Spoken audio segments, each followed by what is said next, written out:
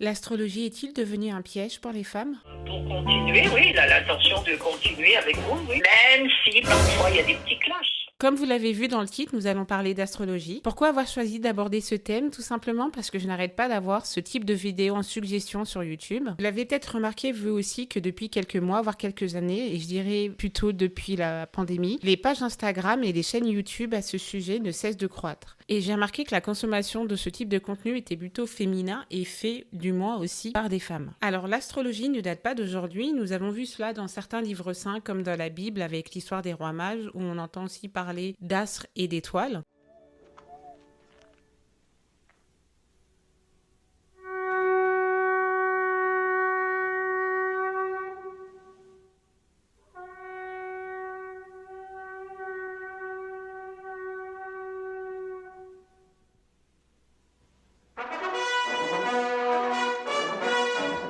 Pour ceux qui ne sont pas particulièrement croyants, nous avons pu le découvrir aussi sur les chaînes télévisées, assez tard dans la nuit, type RTL9 ou AB1, ou tout simplement à l'arrière de magazines avec des numéros à contacter. À l'époque, c'était des personnes assez âgées d'âge, quand je dis âgées, c'est une quarantaine d'années, qui appelaient pour connaître leur avenir ou pour parler avec un proche qui était décédé, même si ça, c'est plus du tarot, de communiquer avec un mort, que de l'astrologie. Mais il y avait aussi des appels concernant des relations amoureuses. Je me souviens qu'à cette époque, quand on regardait ces chaînes d'astrologie avec mes amis, c'était plus pour se moquer des gens parce que pour la grande partie de la population, les gens qui pratiquaient l'astrologie, c'était plutôt des charlatans qui étaient prêts à dire n'importe quoi pour que la personne en face se sente rassurée et soit contente. Un spectre vient d'entrer dans la pièce. Oui, ou la clim s'est allumée.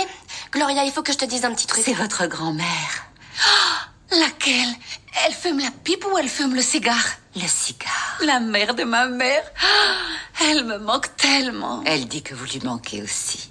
Je voudrais qu'elle soit là pour qu'elle voie Fujilio Joe. Mais elle l'a vu. Et elle dit qu'il est magnifique. Il est magnifique. Dites-lui que je l'aime. Elle le sait. Je ne vous remercierai jamais assez. Alors, tu as compris? C'est très clair. Alors aujourd'hui, la donne a changé, certains en ont fait leur métier et de plus en plus de jeunes en consomment. La question ici, c'est de comprendre pourquoi c'est redevenu à la mode. Premièrement, je pense que c'est dû à la pandémie, comme dit Pluteux, et aussi à la branche du développement personnel. Durant la pandémie, l'avenir de beaucoup de personnes était assez incertain, là où le développement personnel vous aide à devenir une meilleure version de vous. Wake Up Call, votre rendez-vous pour booster et secouer votre vie. Comment arrêter de se préoccuper par ce que les autres pensent? L'astrologie vous dit ce que vous serez plus tard. 18 août 95. Ah, mais que voilà, un garçon sérieux. Ah oui, moi je vois quelqu'un qui est stable, qui veut de la stabilité. Nous sommes dans une ère où les gens ne savent pas qui ils sont et qui n'aiment pas forcément non plus travailler et être seuls. Pourquoi je vous dis ça? Je vous explique. Le développement personnel, ça vous donne des outils et vous demande de travailler et de faire de l'introspection. Or, l'astrologie vous demande aucun effort parce que tout nous est servi sur un plateau d'argent. Vous ouvrez un magazine, vous allez sur un site, on vous dit ce qui vous attend, qui vous êtes et ce que vous devez faire. Et deuxièmement, je dirais, je ne sais pas si vous vous souvenez, lors de ma vidéo sur l'abstinence et le libertinage, je vous ai parlé du nombre de célibataires. Et cela peut être aussi une cause à l'augmentation des demandes d'astrologie. Les femmes, encore plus qu'avant, trouvent difficilement un conjoint. Et est-ce que la libération des mœurs en sont la cause? Je vous invite à voir cela dans la vidéo sur l'abstinence. Et oui, les gens veulent savoir ce que leur réserve l'amour. Pour cause, le youtubeur Serious North, sur sa vidéo, a admis que de plus en plus de filles sur les applications de rencontres lui demandent son signe astrologique afin de connaître leur compatibilité. Plein de gens qui ont envie de savoir ce genre de truc. Il y a quelques temps, je me suis inscrit sur les applications de rencontres. Restez tranquille, calmez-vous enfin. Et j'ai été hyper surpris par l'importance de l'astrologie. Pour beaucoup de meufs, je parle des meufs parce que c'est les profils que je vois, c'est important. Après, c'est vrai que dans tous les cas, les meufs y croient un peu plus que les hommes.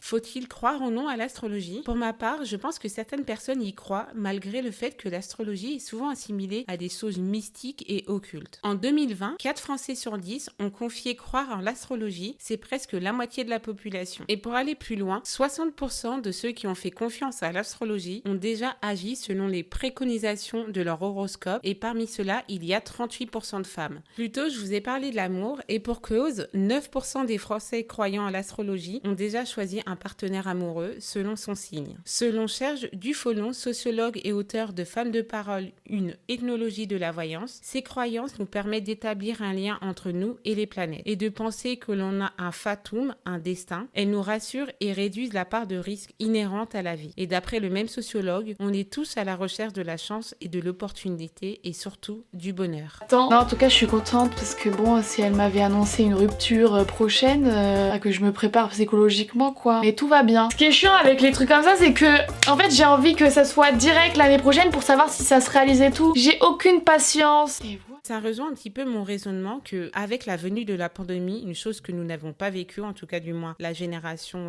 90, beaucoup de stress et d'anxiété a envahi les Français, même outre-Atlantique, on a pu voir cela. Mais ce qui m'étonne, c'est qu'en France, nous ne sommes pas connus pour être des personnes assez croyantes. Pour cause, en 2019, les croyants représentaient seulement 37% de la population, les athées et les non-croyants 31% et les agnostiques 15%. Donc on peut voir d'après ces chiffres que de base, les Français ne sont pas connus pour aimer la religion ou toute autre forme de croyance.